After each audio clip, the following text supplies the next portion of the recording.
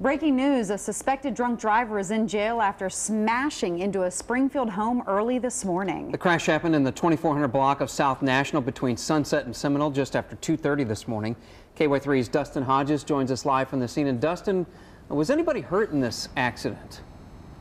Surprisingly, Paul, no, he wasn't. Actually, you can see the damage left behind from where the car struck the house. The man who owns the home actually also owns the home next door just to the south of it. He was at home at the time of the accident, but he said that the people that he rents this house to out here were not home at the time.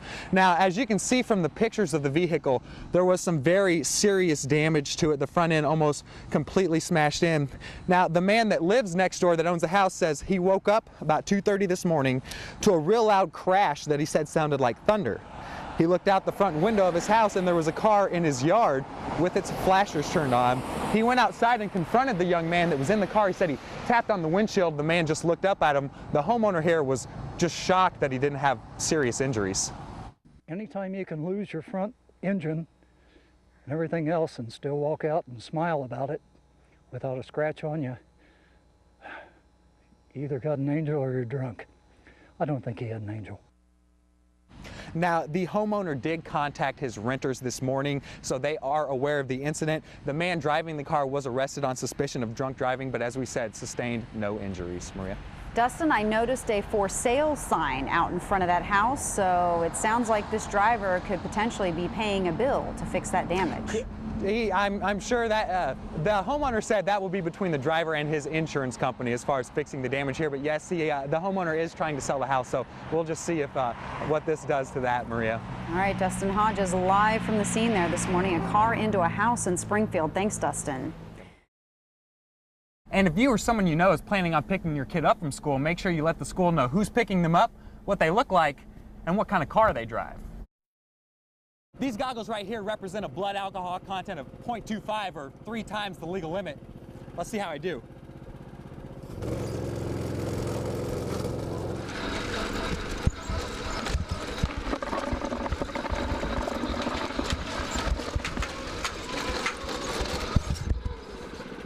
All right, so how'd I do? Well, I think he took out about 3 cones. I didn't see the whole thing because I was running for my life for a good part of it. And you killed a stegosaurus, perhaps. It wasn't good. Several businesses downtown have been hit repeatedly, to the point business owners have gotten tired of painting over it. But when they vandalized the Hotel of Terror here, the owner of it caught them on tape. Now he's hoping it helps police catch them. The Department of Conservation says this year's hatch was up by about 1%, which may not seem like that much, but could represent as many as 100,000 birds. A few of the reasons Chadwick School District decided to go with the propane-powered buses. First of all, propane's cheaper than diesel. It puts out fewer emissions than a diesel engine. And the Chadwick School District is also getting a tax rebate on their propane fuel. Originally there was 2 of us, and now I believe there's 9. So in 1 year's time, it is just leaps and bounds of jumping. I've been predicting that by next year you'll see somewhere between 20 to 25 trucks here. And Charlotte Turnbull isn't the only one noticing an increase. What do you usually get? The health department is too. The mobile units this year for the health department are up over 20%. I think the economy is driving that as people want to open up their own businesses. You're mobile and you can go anywhere. You can go where the crowds are, you can go where the business is, and the overhead is so much less. That ability to move also makes inspecting them tougher for the health department. We inspect them just like we do a restaurant, and we like to keep that rapport and that knowledge of where they are, and sometimes they move and we don't know that. This is their last inspection. If they have nothing to hide, they'll probably make it obvious. If they're not afraid, they should have it posted in the front window. Anything else for you? In Springfield, Dustin Hodges, KY3 News.